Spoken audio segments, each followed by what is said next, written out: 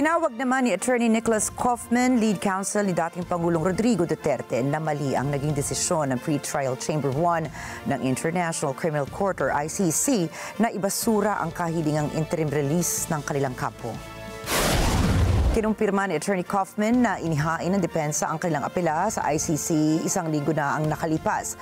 Muli nilang iginiit sa korte na hindi umano naaangkop o fit si Duterte na humarap sa pagdinig dahil sa cognitive decline nito.